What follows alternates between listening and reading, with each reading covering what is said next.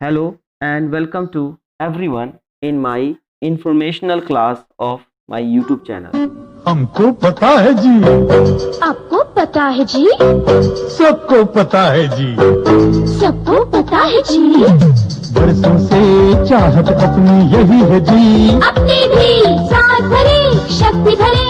बरसों सन 1990 के दौर के इस ऐड की याद आपको भी होगी, जिसमें भूख लगने पर बड़े बूढ़े और बच्चे बड़े चाव के साथ एक बिस्किट को खाते हुए नजर आते हैं।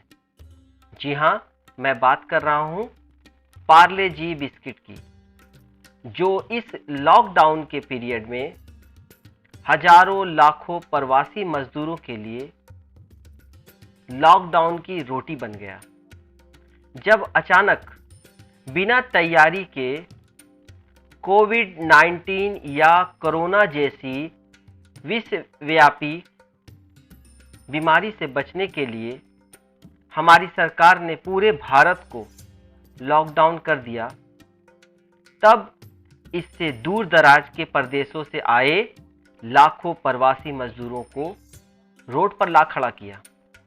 तब वे और उनके परिवार को वापस अपने घर लौटने को मजबूर होना पड़ा, लेकिन ना तो रेलें चल रही थी और ना ही बसें। तब इन प्रवासी मजदूरों ने ही पैदल ही हजारों किलोमीटर की यात्रा शुरू कर दी। जहां इस पैदल यात्रा में अनेक कठिनाइयां थी, वहीं सबसे बड़ी समस्या खाने की थी। इतने लंबे हजारों किलोमीटर की सफर के लिए वे जो खाना अपने साथ ले जा रहे थे, वह जल्द ही खराब हो जा रहा था। तब यही पार्ले जी बिस्किट इन प्रवासी मजदूरों के लिए लॉकडाउन की रोटी बन गया और इसे वे लोग खाने के तौर पर खरीद कर लेने लगे, जो सस्ता होने के साथ साथ लंबे समय तक फ्रेश बना रहता था। इस बात को रास्ते में मदद करने वाले एनजीओ और अन्य लोगों ने भी माना और वे भी लाखों पार्ले जी के पैकेट को इन प्रवासी मजदूरों में बांटने लगे। इसी वजह से पार्ले जी ने अपने 82 साल के बिक्री के सारे रिकॉर्ड तोड़ दिए। कंपनी का मानना है कि मार्च से मई के तिमाही में लॉकडाउन के इस पीरियड में पार्ले जी की जमकर बिक्री हुई, जिससे जहां इस लॉकडाउन में बाकी दूसरी कंपनियां बंदी की वजह से घाटे उठा रही थी, वहीं पार्ले जी कंपनी ने अपने बिस्किट के दम पर अपने 82 साल के बिक्री के सारे रिकॉर्ड तोड़ दिए और एक नया ही मुकाम हासिल किया। पार्ले कंपनी आज या कल की नहीं, बल्कि इस कंपनी की नींव आजादी से पहले स्वदेशी आंदोलन से जुड़े हुए श्री मोहनलाल दयाल जी ने सन 1929 में रखी थी।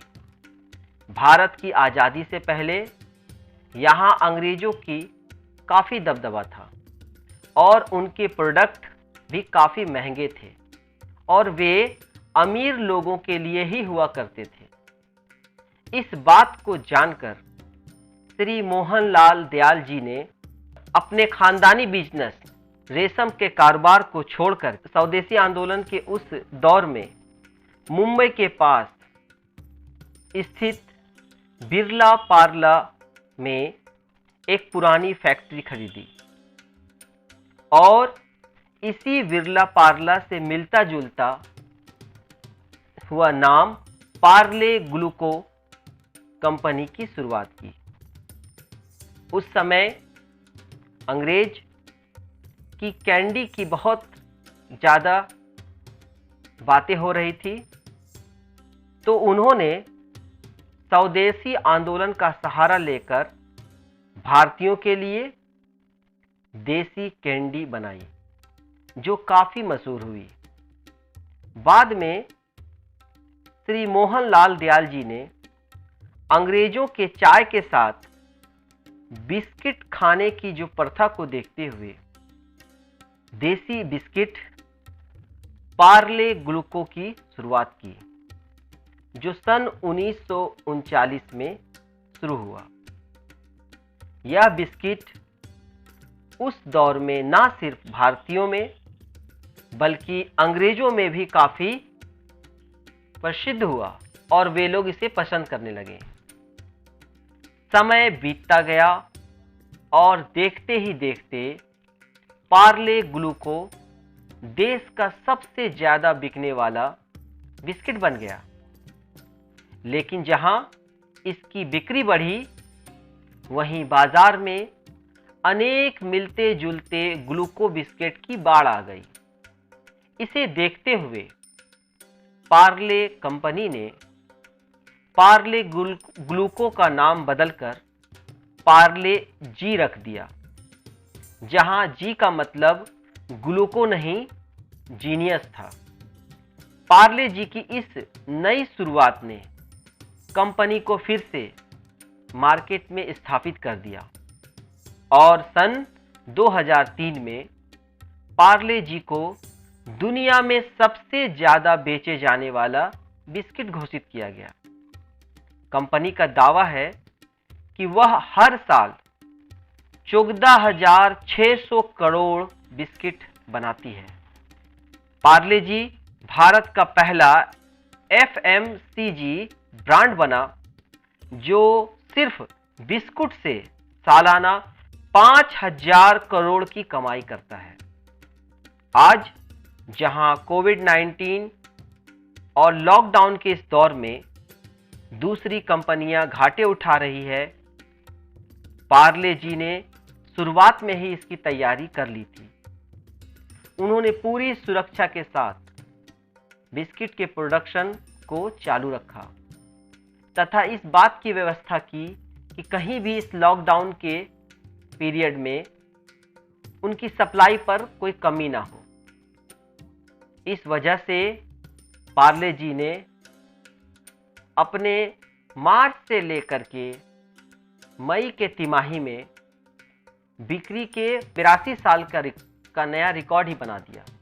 लॉकडाउन में जहां लोग प्रीमियम से लेकर सस्ती से सस्ती चीज़ें अपने स्टॉक में जमा कर रही थी, उन चीज़ों में पार्ले जी भी एक था। If you like this video, do subscribe my channel. Thank you.